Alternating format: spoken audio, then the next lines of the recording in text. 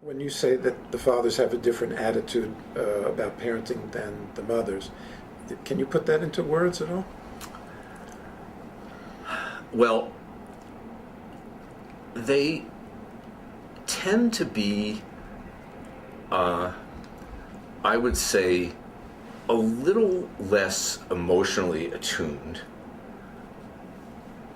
But I really don't want to be unfair about this.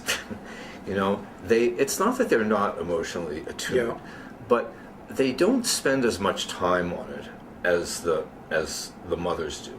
Meaning exploring the child's feelings Right. and the child's experience of anything, really, Right. but in your office, even their illness, for example. Yeah, I mean, they tend to be a little more kind of factual and sort of tell me what we have to do and goal-oriented. They're much more goal-oriented. I think that's a really good way of putting it.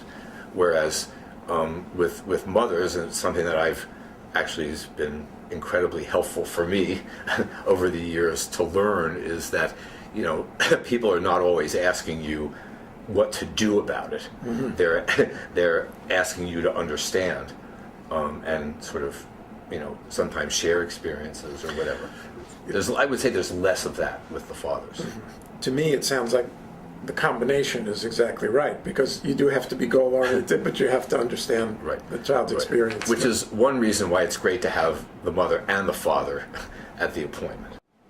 Peter, can you just speak for a moment about what you think pediatric residents need to know about the strengths, the assets that the fathers bring with them into visits, into the family dynamics, at least as you've seen in the medical setting, that would be helpful?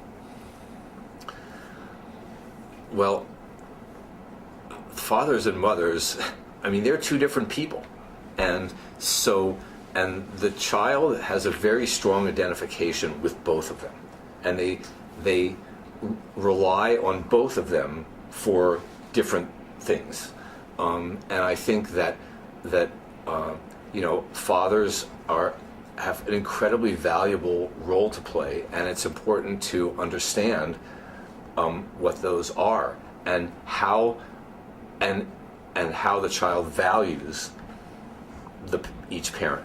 And once a child gets to be a certain age, you can ask about that, and you can say, what do you like about your dad, and what do you do with your dad? And fathers have often different interests than the mothers, and these are really important ways of joining with the world, exploring the world, and widening experience and being inquisitive. And it's not that mothers don't do that, but often the perspective is different, and so it's you're only kind of halfway there if it's just there's one parent.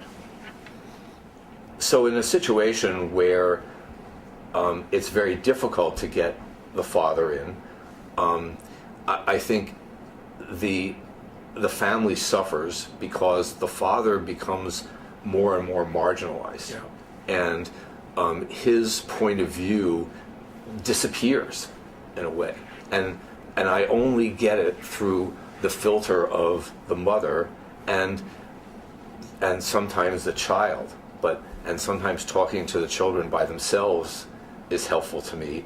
But there's a lot of protecting that goes on. So the children don't want to, rat on either parent.